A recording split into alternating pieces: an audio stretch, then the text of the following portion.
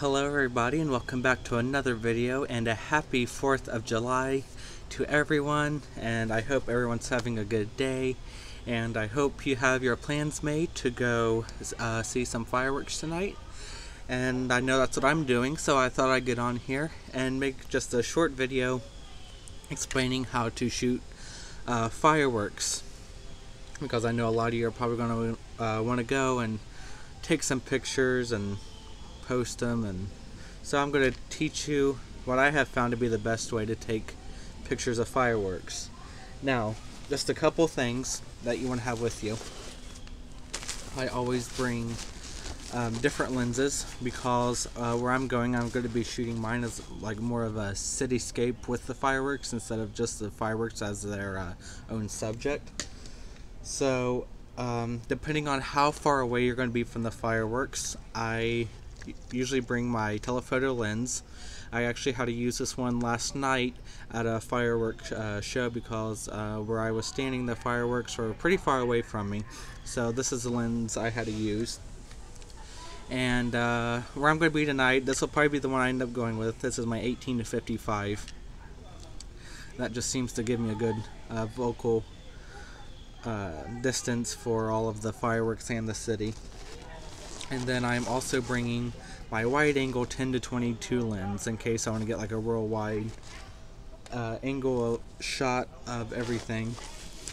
And so another thing you want to make sure you have with you is make sure you bring plenty batteries. I'm taking 2 batteries with me because I do shoot in live view. I found that's the best way to shoot is in live view. That way you can see your exposure settings before you shoot, and you don't have to take a bunch of test shots.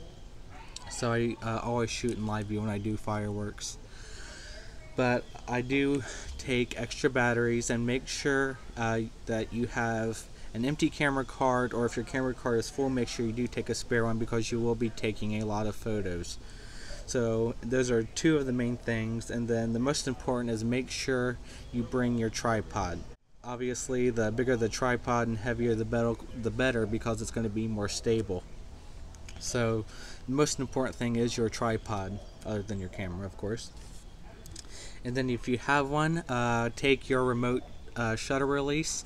I do not have one, so I usually set my camera on a 2-second shutter delay, and that has always worked for me.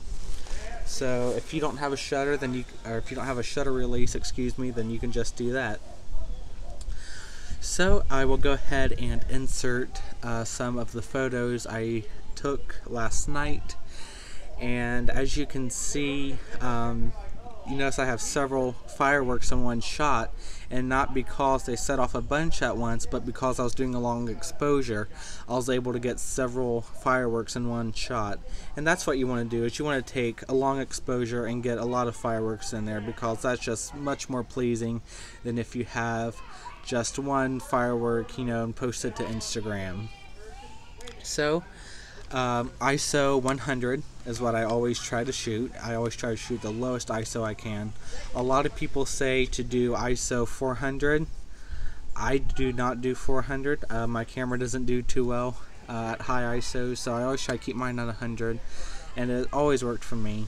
Now, I can't give you exact settings, because everybody's lighting condition is going to be different. Like, mine's going to be different tonight than it was last night, because last night I was shooting just fireworks, whereas tonight I'm going to have to expose for the fireworks and the landscape of the city at the same time.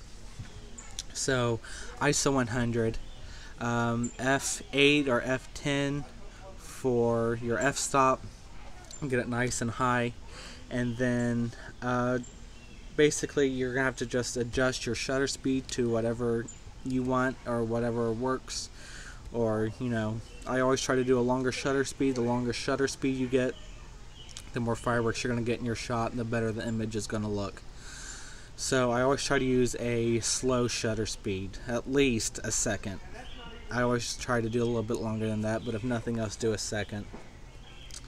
And then make sure that you are underexposing. If you are presetting or all of your settings on the camera, make sure that you are underexposed for the fireworks, because if you have it the perfect exposure, you know, right in the middle, then, you know, you're just kind of a white ball for a firework in your photo, and you want to make sure you get the design of the firework and all the colors. So I hope everybody enjoyed this video. I hope this helped you if you're going to go tonight with your families and shoot. So everybody have a safe and happy 4th of July.